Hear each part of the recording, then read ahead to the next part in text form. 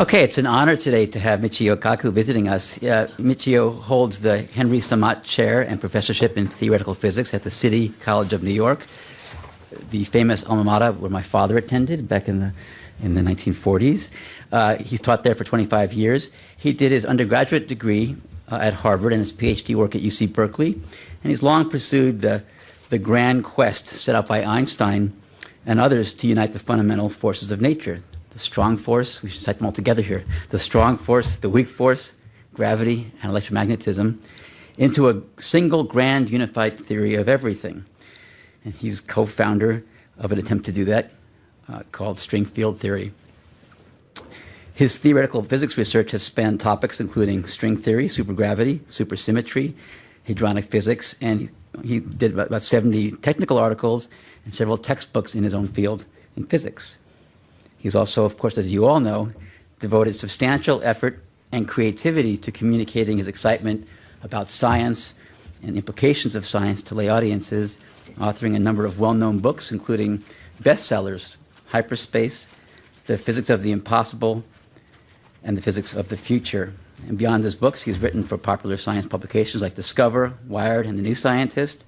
He's hosted TV specials for BBC, Discovery Channel, the History Channel, and the Science Channel, and has a couple of fun radio shows, Science Fantastic and Explorations in Science, that you can listen to weekly, or I think sometimes when you have time, as I hear. And he's been also, what I found in researching some of his bio, been very active. I didn't even follow some of this in Science and Society with activities and efforts on nuclear weapons and their danger, global warming, and other challenges we face moving forward. He's here today to talk about his latest book, released just a couple of weeks back, called The Future of the Mind, on the scientific quest to understand, enhance, and empower the mind.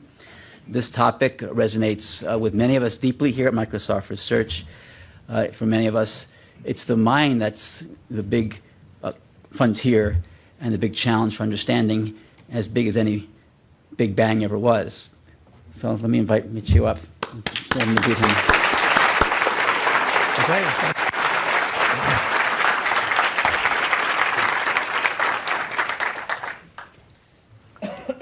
Well, after such a great introduction, I can't wait to hear the speaker myself. And first time, also let me say that sometimes all these accolades can backfire. Recently, New York Magazine voted me as one of the 100 smartest people in New York. And I thought, wow, what an honor. Later, however, I have to confess, later I found out that Madonna also made that same list. And they told me that next year Lady Gaga is going to push me off the list entirely. What can I say? Well, today I'm going to talk about the future of the mind. And of course, it's very dangerous to talk about the future. Let me quote from that great philosopher of the Western world, Yogi Berra. Yogi Berra once said, quote, "Prediction is awfully hard to do, especially if it's about the future." Well, I'm a physicist. We can predict the evolution of the universe billions of years from now. So let me quote from that other great philosopher of the Western world, Woody Allen. Woody Allen once said, quote, "Eternity is an awful long time, especially toward the end." Well, I'm a physicist. What does a physicist do? Well, we invented the transistor. We invented the laser. We helped to assemble the first computer and the internet. We wrote the World Wide Web. And along the way, we also invented television. We invented radio, radar, microwaves, and don't forget, we helped to create the space program and the GPS system. And we physicists love to make predictions. When we helped to assemble the internet, one physicist predicted that the internet would become a forum of high culture, high art, and high society. Well, today we know that 5% of the internet is pornography. But that's because teenage boys log on to the internet. Just wait until the grandmas and grandpas log on to the internet. Then 50% of the internet will be pornography. Now, before we begin a discussion of what sits on your shoulders, something that weighs 3 pounds and is the most complex object in the universe, Before I begin a discussion, you may be saying to yourself, well, what's the difference between a physicist, a chemist? Well, let me tell you a little story. During World War II, the Nazis captured a group of American scientists and called them spies, and they were going to be executed by firing squad. So they put up a geologist, a physicist, and a chemist about to be fired away by execution. Well, they aimed their rifles at the geologist, and the geologist suddenly said, "Earthquake! Earthquake!" Well, in the chaos, the geologist snuck away and escaped. Well, now it was the physicist's time to have him shot. So the Nazis raised their rifles at the physicist. And then the physicist said, "Lightning! Lightning!" And again, chaos, everyone ran off, and the physicist escaped. And now it was the chemist's turn. They turned their rifles at the chemist, and the chemist said, "Fire! Fire!" Now, we're going to talk about the brain today. And if we were to duplicate the brain using hardware, computer hardware, it would occupy a city block of blue gene computers, some of the most advanced on the earth. The energy consumption would be that of a nuclear power plant, a gigawatt of power, and it would take a river to cool it down. And your brain, however, only consumes 20 watts of power. So when someone calls you a dim bulb, that is a compliment. And your brain doesn't require a nuclear power plant to energize it, just a few hamburgers. So how is it possible? And now, because of modern physics, we've learned more in the last 5 to 10 years than in all of human history. You know, when I was a kid, I used to love reading science fiction. I read about telepathy, that is, reading minds. I read about telekinesis, moving objects with the mind. I read about recording memories. I read about photographing dreams. However, I tried very hard to read people's minds, and I finally came to the conclusion that maybe telepaths do exist, but I wasn't one of them. Well, today we can do all of the above. I will show you how we photograph thoughts, photograph dreams. One day you will push the play button and see the dream you had the previous night. I will show you how we can record memories, about how we can move objects with the mind and read minds. All this because of advanced physics just in the last 5 to 10 years. And this is my previous book, a New York Times bestseller. They used to say that the word physics would never, ever enter the New York Times bestseller list. I did it not once, but twice. Physics of the impossible goes not just 50 years into the future, it goes 500 years into the future. When we might have starships, we might have teleportation, we might even have time machines. And in this book, I answer the question, according to Einstein's theory, is it possible to go backwards in time and meet your teenage mother before you're born and she falls in love with you? Well, if your teenage mother falls in love with you before you're born, you're in deep doo-doo if that happens. Well, there's a lot of interest in the mind, because I'm proud to announce that my book, The Future of the Mind, is now number 4 on both the Barnes & Noble and the Amazon list of bestsellers in the United States. So it's already, and it's only been out for 1 week. So the 2 greatest mysteries in the universe. One of them is the origin of the universe, which is what I do for a living. I'm the co-founder of string field theory. And one day we hope that string theory will answer the question, why did we have a Big Bang anyway? The other great mystery is what sits on your shoulders, the most complex object known to science for the first time in history now, revealing its innermost secrets. And you probably heard President Barack Obama in last year's State of the Union address shocked the scientific community by announcing the Brain Initiative. You realize that the Human Genome Project, it only cost $3 billion. It mapped all the genes of our body, and it has opened up huge areas of genetics and medicine. The next big project, already devoted $1 billion from the European Union and the United States government into this project, is the Brain Project, to create a map of every single neuron in your body. which means that one day we will understand mental illness, one of the greatest afflictions of humanity, and perhaps even create not just a disk of the genome, but a disk containing your connectome. Every single neuron, all your memories, your desires, your hopes, dreams, encoded in a connectome. And if you have your genome and your connectome on two disks, and you put them together, then you may even have, in some sense, a form of immortality. This raises theological, ethical, religious questions. Who are you anyway? If you die, but your genome survives, and we can revive your body anytime, if we can bring back your consciousness at any time, then did you really die? This raises all sorts of questions about who are we? Are we nothing but information? So when I was a kid, I used to try to read people's thoughts. I would concentrate real hard to see whether or not I could be a telepath like we see in science fiction. Ultimately, I realized that all this is bunk. Without physics, you cannot read the mind. And then there's the movie The Matrix, where reality itself is nothing but an uploaded software program. Everything you see around you is fake. This is The Matrix. In fact, let me ask you a question. Late at night, just before you go to sleep, have you ever had that weird, bizarre thought that maybe The Matrix is right? Maybe the reality you see is an illusion. Maybe it's a software program. Maybe you are the only one that's really real. Ever had that thought late at night? And maybe it's all a test to see whether you're smart enough to figure it out, that everything you see is nothing but an uploaded memory. Ever had that idea? Raise your hand if you ever had that feeling. You're crazy. Give me a break. You think you're the only one in the universe? I'm the only one in the universe. I'm in bed right now. I'm just about to go to sleep. You are nothing but an uploaded memory.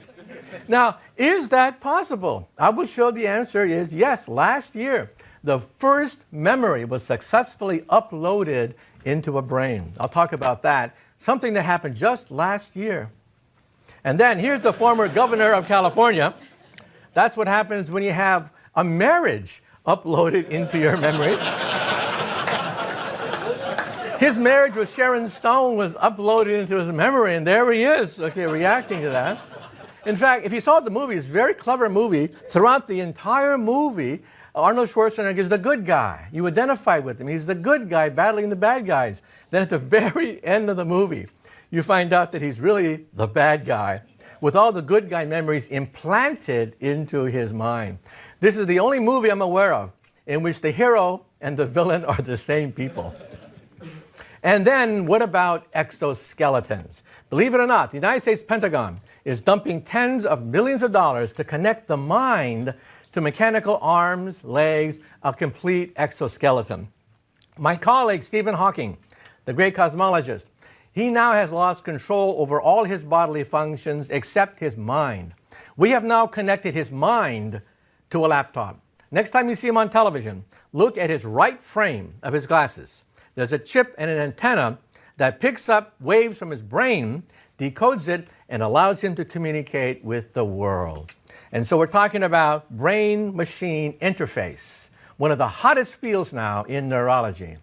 And then people say, well, where do we have robots? Where's my robot maid? Where's my robot butler?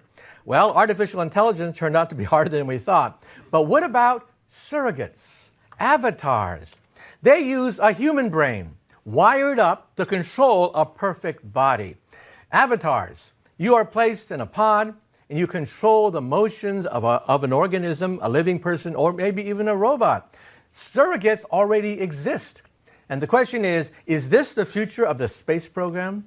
When we send into outer space robots that are cheap, they don't bellyache, they don't complain, they don't nag, and they don't have to come back.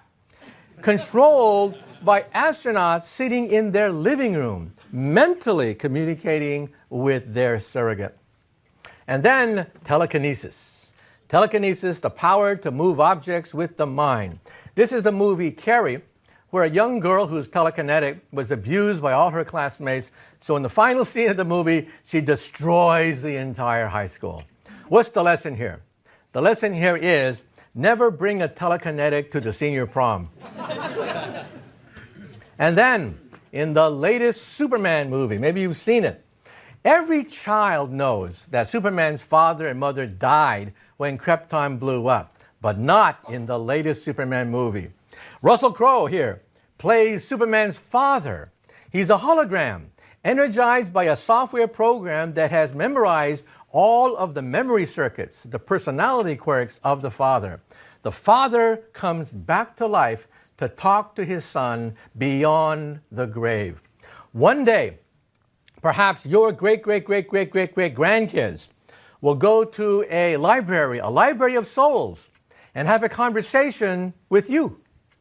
Because your memories, your personalities, or your quirks are all encoded in a hologram that you can bring to life by simply pushing the play button. And then the question is, asked in Star Trek, asked by Isaac Asimov, can the mind exist outside of the body? It was Descartes who said that I think, therefore I am. Therefore, the mind is different from the body. That's called dualism. Recently, however, people say that's a bunch of nonsense. The mind is nothing but software running on wetware called the brain. That's all it is. It's one and the same thing. But now we realize they could be different. This goes back all the way back to the Middle Ages. We may have the ability to put your consciousness on a connectome and send it into outer space. This is the dream of Isaac Asimov, sending pure consciousness into outer space at the speed of light. No booster rockets, no movies like Gravity anymore, no accidents, pure thought on a laser beam shot at the speed of light throughout the universe. That could ultimately be the destiny of Homo sapiens. But let's get back down to earth. That's Hollywood. Now let's talk about reality. First of all, MRI scans allow us to look at energy flows, blood flows in the living brain. On the left, for example, is the brain when it tells the truth. Not much happens. On the right is the brain when it tells a lie. Yes, when it tells a lie. First, you have to know the truth. Then you have to create the lie. Then you have to calculate the consistency of the lie with all the lies you've been telling all these years. That's a lot of brain power. Your brain lights up like a Christmas tree. And so we can now see thoughts ricocheting across the brain like a ping pong ball, and we can now re-examine Freudian psychology, old wives' tales. We can now see what's true and what's not. For example, the brain. The brain is a museum of all the stages of its previous evolution, starting with the back. The back of your brain is the reptilian brain, the ancient part of your brain. If you have whiplash after an automobile accident, you will lose your sense of balance, appetite. Basic reptilian instincts are encoded in the back. When you're born as a baby, your brain grows in the forward direction, mimicking evolution of the last few 100 million years. So the growth of a baby's brain mimics our evolutionary past. As the brain goes forward, we get the monkey brain, the mammalian brain, the brain of emotions, the brain that calculates your relationship to other monkeys. And then at the very front is the prefrontal cortex, the thinking brain, the human brain. And now we can see whether or not old wives' tales are correct. For those of you who have children, you have always suspected that your teenage kids have brain damage. Well, it's true. We can actually show that the prefrontal cortex, right behind your forehead, that's where you are located. Ever wonder where you are? You are located right behind your forehead. That is not fully formed in teenagers, just as many parents have always suspected. Another old wives' tale, that when a man sees a pretty girl, he starts to act stupid. True. You can actually see that blood flow drains from the prefrontal cortex of a man when he talks to a pretty girl, and he starts to act retarded. Absolutely true. This was verified just last year by looking at the brain scans of college kids. Absolutely true. And so these old wives' tales can now be verified. Now, if I were to slice the brain horizontally now, you would see the motor cortex. And you can actually put electrodes on the surface of the exposed brain. The brain has no sense organs. The brain does not feel pain. You can remove the skull and you don't feel a thing. And then when you touch this part of the brain, your left side starts to move. You touch this part of the brain, and this part of the brain starts to move. And you can cut the link between the left and the right brains. For epileptics, the two halves ricochet off each other, creating positive feedback that is potentially fatal, causing convulsions. So doctors have to cut the link, and then some bizarre things begin to happen. In a person's brain that is cut in half, two personalities begin to emerge. Different personalities begin to emerge. And each of them try to control the hand. You can literally struggle with the other part of the brain for control of your organs, just like in the movie Dr. Strangelove. There's one documented case where one guy's left brain was an atheist and the other brain was a believer. This is true. You can imagine that one day we're going to find somebody whose left brain is Republican and his right brain is Democrat. And when he goes to the polling booth to put down the lever, there's this big struggle in the polling booth when he puts down the lever. Absolutely true that the two brains start to emerge as two personalities. And so we can begin to test all the old wives' tales of the past. Now, in the old days, we used to put electrodes on the surface of the brain. And what came out was nonsense, gibberish, very, very complicated, all the average radio waves coming out. Now we have computers. Now we have MRI scans. And so we don't use this old dated technique anymore. However, with computers, you can actually make this sexy.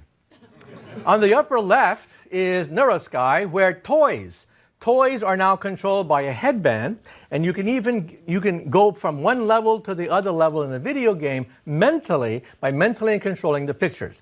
And in Japan, this is the rage of Japan on the right. It's a headband with two ears on it. When you meet someone at a party who's very interesting, your two ears go like this. When you meet someone who's a dud, a real jerk, a real bore, your ears go like that, okay? So you will always know if you're making an impression on somebody at a party, and you will always know whether or not you're going to go home alone that night. And I'm a professor. One day I'm going to have all my students put on these things, so I will know exactly who gets the A and who gets the F. We're looking at their ears, okay? Anyway, this is the rage in Japan. And on the lower left, people are already saying, well, look, if this technology is that advanced, why not replace the mouse? Why not mentally commune with a PC? In the future, we may walk into a room, control the lights, the temperature, the humidity, the internet, turn things on, and even control cars. Cars will drive themselves probably by the year 2020. And why not drive your car mentally? All these things might be possible, but of course there are some hiccups that we have to negotiate still. But yeah, this could be the future whereby we control things mentally. And as I said, it will be sexy. Madison Avenue is going to get a hold of this. All of a sudden, fashion models, all of a sudden the leaders of culture will start to have these headbands and deal with things mentally. And then here is my colleague, Stephen Hawking. He is paralyzed. He's lost control of his fingers now. He simply blinks when he wants something. But now, on his right frame, we have connected him to a laptop computer. Here's how it works. Sometimes we take a chip about the size of a dime and put it right on top of the brain. This is what we do at Brown University. And the chip goes right on the part of the brain that governs the motor cortex. It is then connected to a laptop computer that understands the impulses. For example, if you move your hand to the right, the chip registers the electrical impulses of moving your hand to the right, and it knows to move the cursor of a screen to the right. So eventually, the laptop gets a dictionary. You move your hand to the right, the cursor moves to the right. It gets a dictionary of motions, and then by mentally thinking, just by thinking, moving your hand to the right, the cursor will move to the right. So, this gentleman here is totally paralyzed. He had a massive stroke. He cannot talk to his loved ones, and yet we've connected him to a chip, to a laptop, to his wheelchair. He can now move his wheelchair. He can surf the web. He can write email, answer email, play video games, operate household appliances, and he is totally paralyzed. We can also do this with mechanical arms. This lady here can only communicate by blinking. Blinking is the only way she can communicate with the outside world. Again, at Brown University, they hooked her up to a mechanical arm, which can, in principle, write. She can write messages. So the gift of mobility is with us. And the military is now dumping tens of millions into something called revolutionary prosthetics. This gentleman here, along with thousands of others, have lost arms, legs because of roadside bombs in Iraq and Afghanistan. We are giving them the gift of mobility. These arms are the most advanced arms ever created at Johns Hopkins University under contract with the Pentagon. You can pick up an egg with these things. You can fist bump, you can high five, anything an ordinary person can do, you can do mentally. Mentally control not just an arm, but a leg. These are exoskeletons right out of the comic books, and they exist. In fact, at Duke University, there's a Brazilian neuroscientist at the one of the leaders of this technology. He has made a goal that in the next international soccer games in Brazil, the athlete who starts and opens up the soccer games will be totally paralyzed. Totally paralyzed, outfitted with an exoskeleton, allowing him to initiate the World Cup soccer games. That is a concrete goal by the neuroscience department at Duke University. And we talked about surrogates. Artificial intelligence turned out to be a lot harder than we thought. This is Asimo, one of the most advanced robots built in Japan. Japan makes 30% of all robots. Asimo can run, jump, climb upstairs, and he dances. In fact, he dances much better than me. I've been on several programs with him, and he outdances me every time. But I went up to the inventor of Asimo, one of our most advanced robots, and I asked him, how smart is Asimo anyway? And he was quite honest. Right in front of the TV camera, the inventor of Asimo said, Asimo has the intelligence of a cockroach, a retarded cockroach, a stupid, retarded, lobotomized cockroach. He can barely walk across the room unaided. He is a tape recorder for the most part. Every motion is pre-scripted. When I'm on television with him, it takes about 3 hours. 3 hours for the handlers to get all the motions just right. But now, we can connect him to a human who wears a helmet, picks up the brain waves of the brain, and then operates Asimo. You realize that this will eventually revolutionize everything, including education.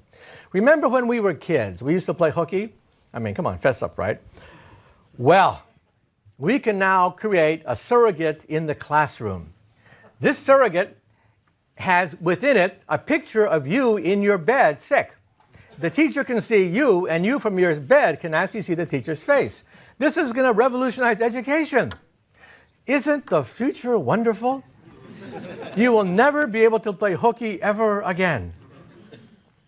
And of course, another way to input information into the brain is through the eyes. The eyes are a direct extension of the brain, so why not put the internet in your contact lens? So who are the first people to buy internet contact lenses? College students taking final examinations. They will blink, and they will see all the answers to my final exam right there in their contact lens. Who's the second person to buy internet contact lenses? President Barack Obama, so he doesn't have to have these damn teleprompters giving him a speech all the time. Who's the third person to buy internet contact lenses? Vice President Joe Biden, so he's always on message and never says anything goofy. Who's the fourth person to buy internet contact lenses? Well, if you fell in love with somebody, but you're tongue-tied because you can't recite poetry, you can't say, oh, your eyes are like the sky, your lips are ruby red, never fear. The Romeos of the world will buy these contact lenses, and they will always have poetic words just gushing forth from their mouth. So for you Romeos out there, this is for you. And who else will buy these internet contact lenses? Husband and wives. They'll see each other's images and what they're looking at. So if your husband or wife always buys the wrong thing at the supermarket, never fear. You'll see through his or her contact lens, and you will say, no, no, no, that apple, that apple's rotten. No, no, no, no, no, not that. So we will be living in the Matrix. So the future of surrogates and exoskeletons could be the space program. It costs $10,000 a pound to put anything in near-Earth orbit.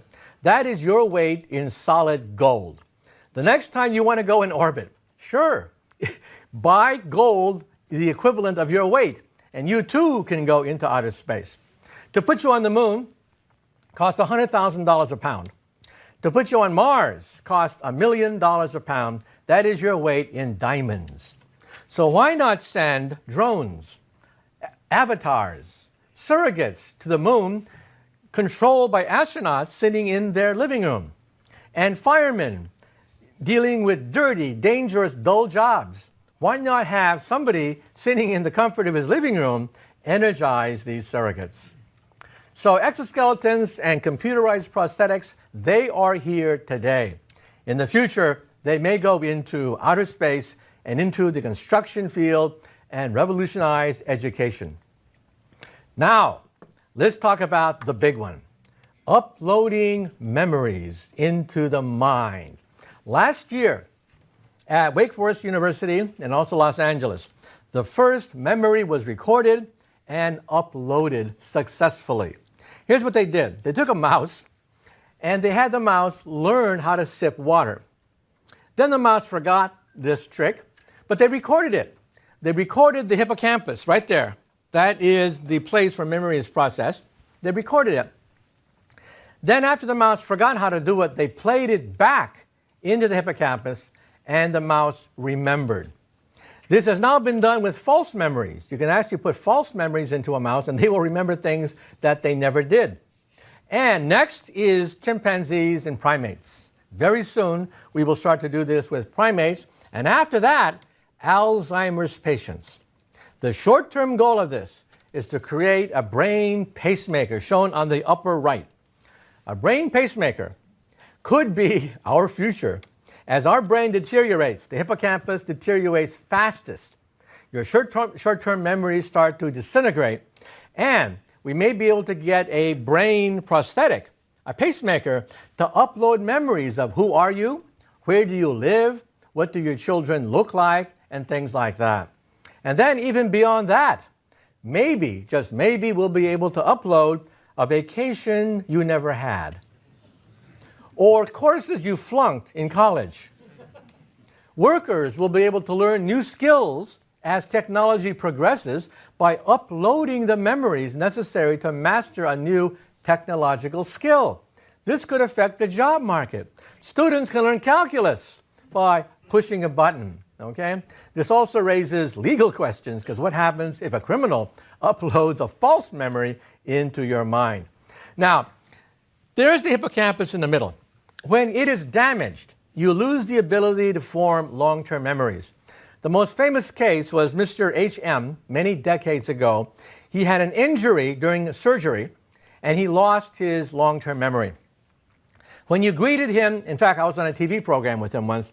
When you greet him, he shakes your hand and says, "Oh, hello, hello, how are you?" Then later, he forgets that he ever met you. And he starts all over again. "Hello, hello, hello, glad to meet you." And he did this for decades. Once, when he was an old man, he saw himself in a mirror, and he was horrified. Horrified, because he thought he was a young man, saying, "Hello, hello, how are you?" every time someone came in the door. He was an old man. He was horrified. But then he forgot the memory of being horrified, and it was back to hello, hello, hello, how are you again? In fact, his story is so strange, it's been made into 2 movies. 50 First Dates with Drew Barrymore and Groundhog Day with Bill Murray. 2 movies about the man who relives that same moment over and over again. That's what happens with damage from the hippocampus. And now at Berkeley, what they're doing is something that is outrageous. Videotaping a thought. How can you videotape a dream? Well, here's how you do it. This is the brain in an MRI scan. You analyze it for 30,000 centers of electrical activity, and you get 30,000 dots. These 30,000 dots represent a map of energy flows in the brain. Then a computer program recognizes these dots and has a dictionary, and from it creates a picture of what you are looking at. MRI machines today are huge, bulky, but in the future they're going to be a lot smaller. On the right, an MRI machine built in Germany the size of a briefcase.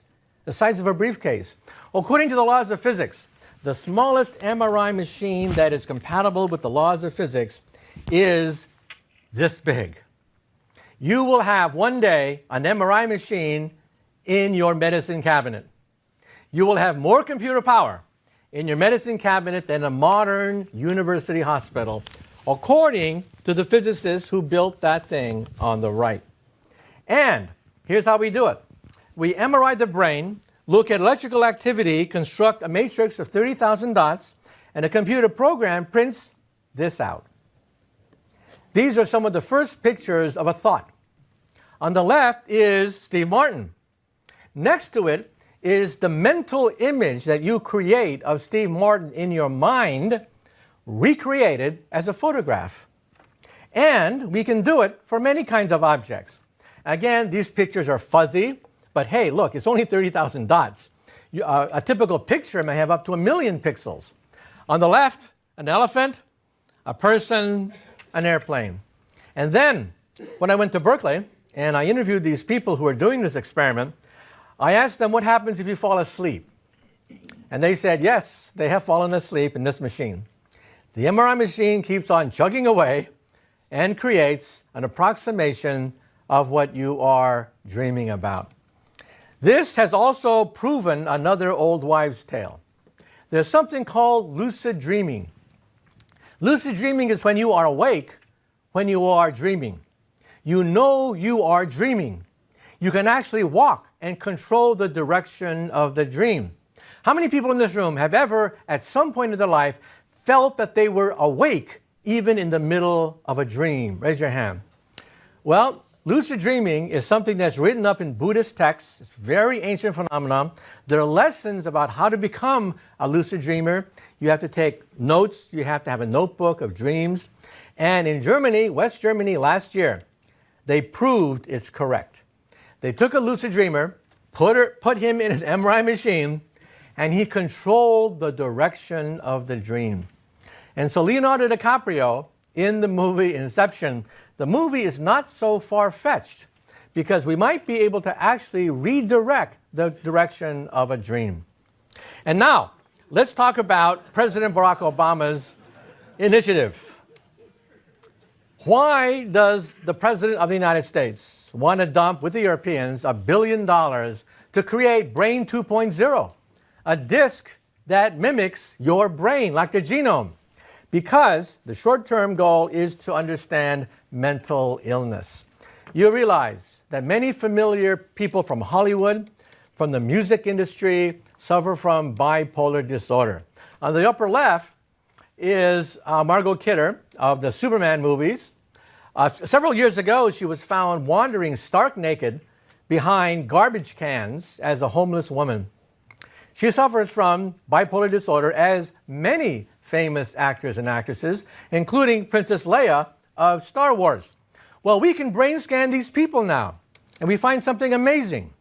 When you talk to yourself, your left temporal lobe is excited and generates voices. That's how you talk to yourself. But in these people who are schizophrenic, they generate voices without their permission. Without their knowledge or permission, voices are generated in their mind. If one day a voice all of a sudden erupts in your mind without your permission, you would think you are mad. That is madness. And we see it in schizophrenics under a brain scan. And we can now look at history through the lens of brain scans.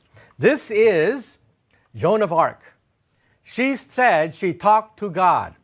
It turns out that if you suffer from epileptic lesions, about 10-20% of people who suffer from epileptic lesions suffer from hyper-religiosity.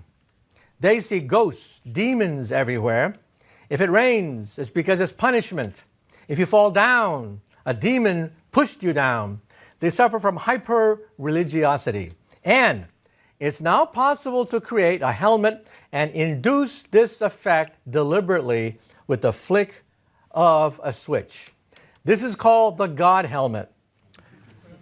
The God helmet, you've probably seen it on TV. There have been specials about it. The God helmet beams electromagnetic radiation into the mind, duplicating this effect. And you feel that you are in the presence of a great spirit. And so what did these scientists do? They decided to get an atheist and a believer and put them in the God helmet. The atheist was Richard Dawkins. Richard Dawkins, the biologist, he's a famous atheist. They put the God helmet on him. And then they put the God helmet on nuns to see whether you can shake their belief in a deity. Well, afterwards, they interviewed Richard Dawkins. Do you believe in God? After having the sensation of being with the eternal being. And he said, no, he's still an atheist. But the nuns said something interesting. The nuns' belief in God was not shaken. The nuns said, God created us with a telephone in our mind, so we can communicate with God. And therefore, they saw the God helmet as proof of God's grace. The point is, you can't win. You're not going to change. You're not going to change anyone's belief with something like a God helmet. But now, let's talk about super genius. Let's talk about humans who are off scale, superhuman abilities. This gentleman here has taken a helicopter ride over New York City Harbor, including Manhattan, and has drawn the entire harbor, including all of Manhattan, from memory from one helicopter ride. And if you want to see it, go to New York City, Terminal 1 JFK Airport. Look up. You will see a mural. All of the skyscrapers, all the lights, bridges, tunnels, everything from memory. This guy has also done Hong Kong, he's done London, and many other places. And also, there's a young boy, as a child, a bullet went through the left temporal lobe of his brain. Another guy dived into a swimming pool, also hit the left temporal lobe of his brain. Both of them became super mathematical geniuses. It turns out this effect can be induced by injury to the left temporal lobe. Now tonight, after this lecture, do not pick up a hammer. Do not bang yourself trying to become the next Einstein. It doesn't work that way, okay? These people are incredible. You can ask them, what were you doing 30 years ago on May 2nd at 4 o'clock in the afternoon? And they will say, well, I was reading page 320. You want me to recite the paragraph I was reading? One gentleman, Kim Peek, memorized 15,000 books and can recite line by line any page out of 15,000 books. Some of us can't even remember the comic book we read last night. Think of what these guys can do. Now, how can they do this? Well, we're not sure, but one theory is, we used to think that forgetting was a natural process. You learn, and then the memory degrades with time. Every textbook says that's the way memory works. But we now realize that maybe, just maybe, that's not true. That forgetting requires complex biochemical mechanisms. In other words, these people have forgotten how to forget. They remember, but the forgetting mechanism is broken. And therefore, there's no erasing of these memories that go back 30, 40 years. One of these people, a woman in Los Angeles, says that her vision is like split level. One part of her vision is what's happening in reality, and the other vision is what happened to her 30 years ago. Reliving a day 30 years ago. And she finds it annoying. And she wishes it would go away. But she's just paralyzed by photographic memory. And then we have Asperger's and genius. The greatest genius in all of science, bar none, was Sir Isaac Newton. When he was 23 years old, he discovered calculus at the rate at which you learn it in college. He discovered the universal law of gravitation, and he discovered a binomial theorem when he was 23 years old. But he's not someone you'd want to have dinner with. He had no social skills that we know of. He was not the kind of person who would chit-chat with you. He had, we think, Asperger's syndrome. And if you want to see what Asperger's syndrome looks like, watch The Big Bang Theory on CBS television. Many Nobel Prize winners, Paul Dirac, creator of quantum field theory, he also perhaps suffered from Asperger's syndrome. And then there is Albert Einstein. His brain is still with us. In 1955, when Albert Einstein died, the doctor doing the autopsy kidnapped the brain, took it home, put it inside a jar in his living room for about 30 years, drove cross country in a Buick with Einstein's brain in a mayonnaise jar. Amazing what Einstein's brain had to go through. Now it's at Princeton University, and the brain is a little bit different. If you go through my book, I give you the details of how Einstein's brain is a little bit different from our brain. And now we can also reanalyze Freudian psychology.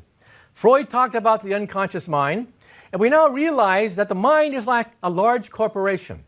A large corporation has a very small nerve center, a CEO, but the CEO does not have to know everything that's happening in the mailroom. Therefore, most of the brain's activity is unconscious, like a large corporation. Not only that, not only is the unconscious mind necessary, but also emotions. Why do we have emotions? We have emotions because they provide a rapid-fire response to emergencies. If you see a tiger, your prefrontal cortex will debate whether or not the tiger is strong, weak, or whatever. Emotions say, run. You don't want to debate the finer points of, lion anatomy. So emotions serve a purpose. That is also found in a corporation, which has to have emergency efforts to put out fires independent of the CEO. And we also see the superego, the id, and the ego at work. In fact, the pleasure center is located right here in the nucleus accumbens. We've located it precisely, your pleasure center.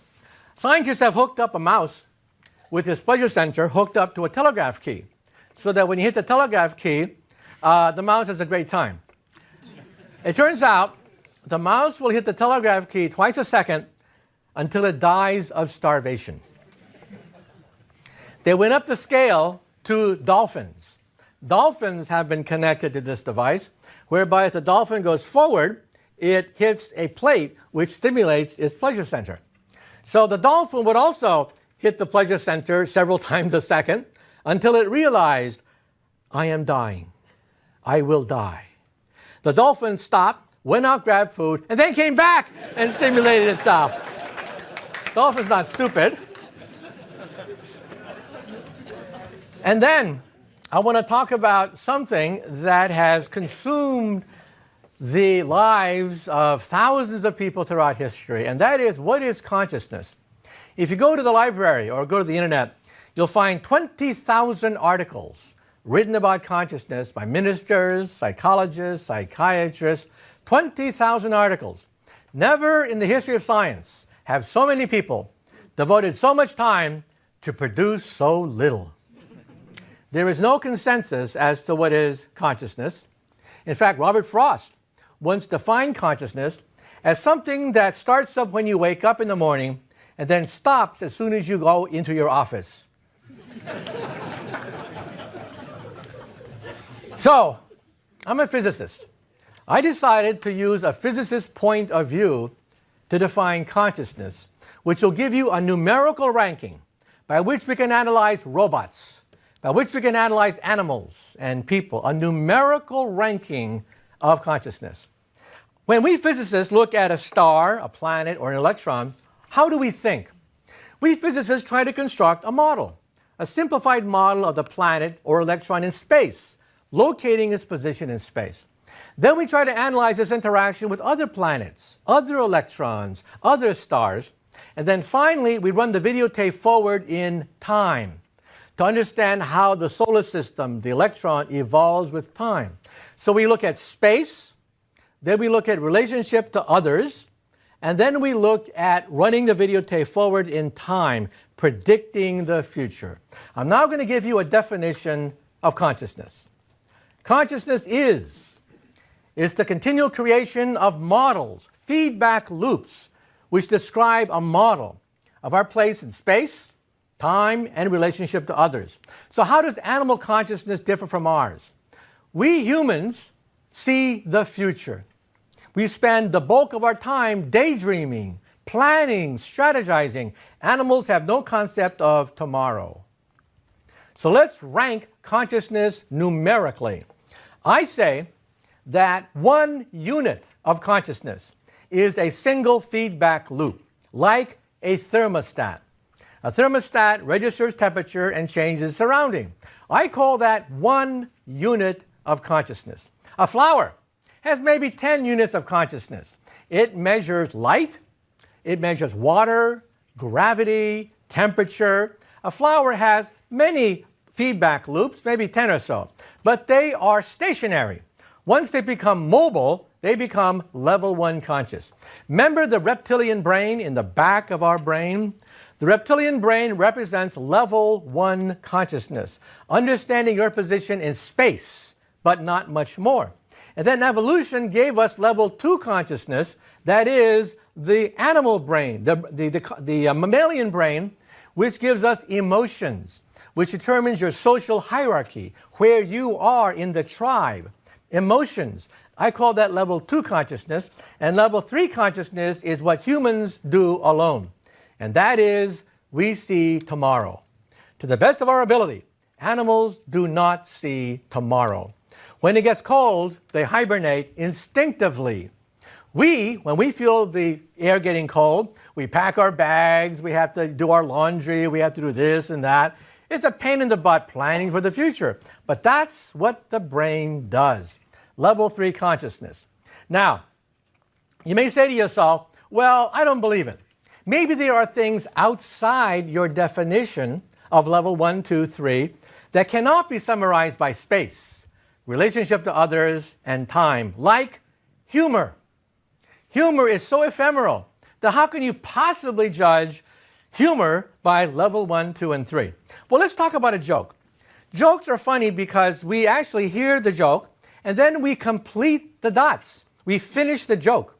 But then when the punchline comes, it's different from we mentally anticipated and we think it's funny. For example, W.C. Fields was once asked a question about the upbringing of young people. And he was asked the question, are you in favor of clubs for youth? And he said, yes, but only if kindness fails. And Teddy Roosevelt's daughter was asked about gossip. And she said, if you have nothing good to say about other people, then please sit down next to me. And the Bible says, do unto others as you would have them do unto you, except do it first. Now, why are these, quote, funny? Because when you hear about kindness towards children and clubs, are they good for children? You say, yes, you complete the dots. Your brain automatically predicts the future. The future is, yes, clubs are good for people, for young people. But then W.C. Fields twisted by saying, only if kindness fails. Then we would use clubs on kids. So there's a twist. And your mother told you that if you can't say anything nice about somebody, then don't say anything at all, right? Your mother told you that. And then the twist is when it's not what you thought. And when you deconstruct it, it's not funny anymore because you know the ending. Once you know the ending, it's not funny anymore. And so what I'm trying to tell you is the essence of humor is level 3 consciousness. Why are jokes funny? Because they violate the level 3 consciousness. And evolution means that we have to anticipate the unexpected in the forest. We had to know all sorts of bizarre endings if we're going to survive in a jungle where everything is unexpected. That's why humor was very important for our existence. And now, let's talk about robots. What level consciousness do robots have? Well, I think it's kind of obvious. Robots, like Asimov, have the intelligence of a cockroach. They can barely figure out where they are in a room. Many robots take about 6 hours for them to walk across the room. Does that remind you of any of your friends, any of your relatives? 6 hours to walk across the room. Therefore, are robots conscious? And the answer is yes. They have level 1 consciousness. They can barely understand their location in a room. However, sometimes we think that robots will eventually have emotions. So the beginning of emotional robots is taking place now. A little bit of level 2, but not much more. So we see how primitive robots are. They're at level 1, they can barely navigate across the room. They have a little bit of emotions, they can smile, but not much more. But no level 3. Now you may say to yourself, now wait a minute, computers can evolve black holes. Computers can evolve solar systems. Yeah, in only one dimension. Only one dimension can computers simulate the future. Now this also means, if this theory is correct, it means we can rank intelligence as well. IQ exams don't work very well. People with high IQ as children, many of them wind up as petty criminals, marginal individuals, losers in society. So what is the only indicator of success that psychologists have found that is reproducible, testable, falsifiable in children that lasts for 30 years? There's only one characteristic that children have that you can measure that correlates with success 30 years after the test was done. Does anyone know what that one characteristic is? Psychologists have done this test over and over again, tracked these kids for decades. It is delayed gratification as seen by the marshmallow test. Do you want a marshmallow now or 2 marshmallows an hour from now? And what is the essence of delayed gratification? Level 3 consciousness. They see the future. That 2 marshmallows are better than 1 marshmallow. A college education is better than a high school education. Shortcuts are bad. That means they predict the future. Think of a safecracker. A safecracker may have low IQ, flunked out of grade school. But a safecracker can simulate the future of a bank robbery better than the police. That means they are more intelligent than police because they see the future in a way that the police don't.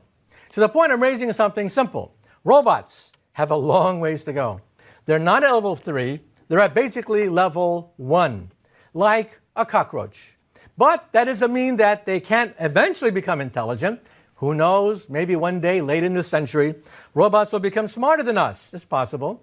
In which case, they may put us in zoos, put us behind bars, throw peanuts at us, and make us dance behind bars.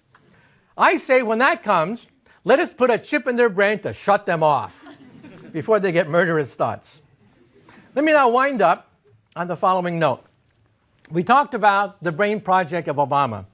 But if we can create a disk with your connectome on it, and you die, your connectome lives on.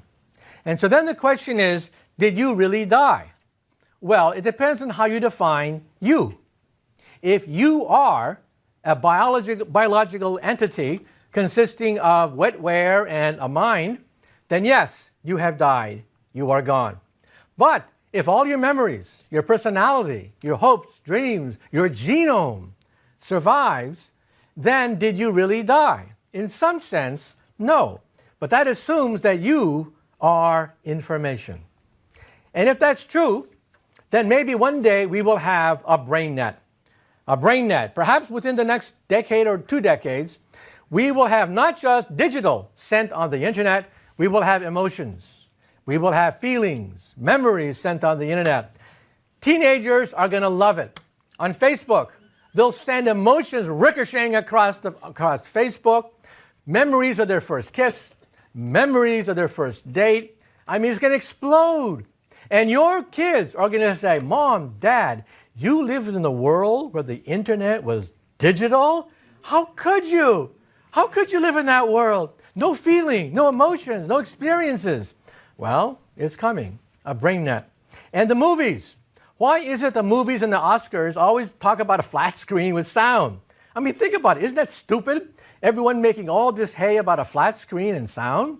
Why not send emotions through the entertainment channels? Why not have full immersion entertainment? That could be the future of entertainment. And Isaac Asimov's favorite short story was sending consciousness into outer space. Maybe one day we'll take the connectome, it only has a zettabyte of memory, put it on a laser beam, I calculate how big the laser beam would have to be, and shoot it into outer space at the speed of light. This could be our ultimate destiny, to explore the universe as beings made out of pure energy, all consistent with what is known about the laws of physics and the laws of computer science. And now I'd like to end on one note and then take a few questions. When I was a child, my role model was Albert Einstein. And my favorite Einstein story is this. When Einstein was an old man, he was tired of giving the same talk over and over again. So one day his chauffeur came up to him, and the chauffeur said, "Professor, I'm really a part-time actor. I've heard your speech so many times I've memorized it. So why don't we switch places? I will put on a mustache, I will put on a wig, I will be the great Einstein, and you can take a rest to be my chauffeur." Well, Einstein loved the joke, so they switched places. This went along famously until one day, a mathematician in the back asked a very difficult question. And Einstein thought, oh, the game is up. But then the chauffeur said, that question is so elementary that even my chauffeur here can answer it for you. Thank you very much. You've been a great audience.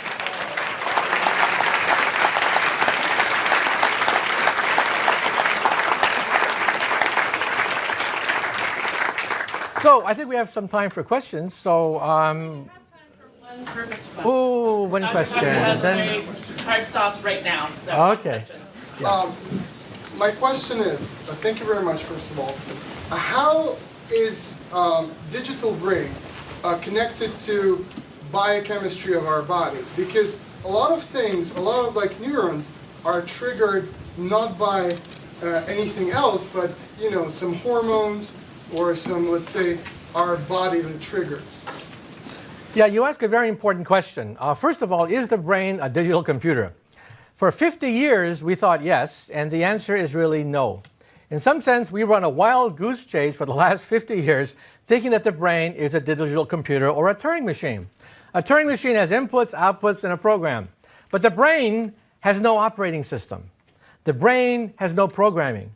There's no Windows. There's no Pentium chip. There's no CPU. There are no subroutines. Nothing.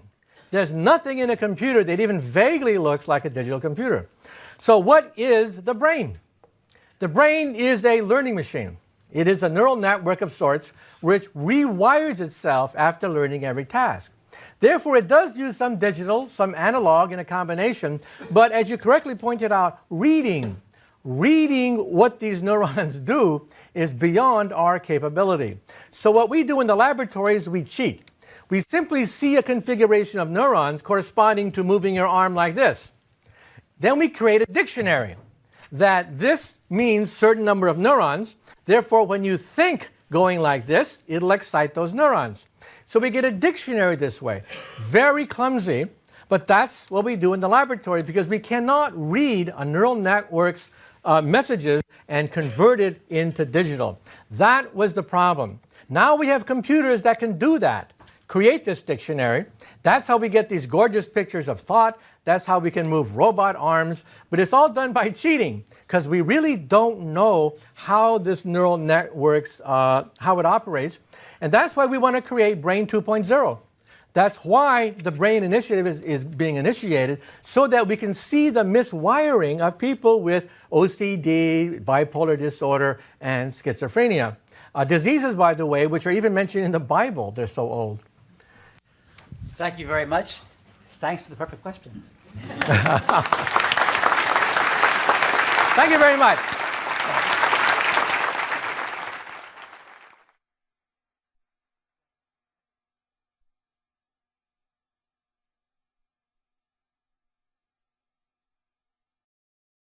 Each year, Microsoft Research hosts hundreds of influential speakers from around the world, including leading scientists, renowned experts in technology, book authors, and leading academics, and makes videos of these lectures freely available.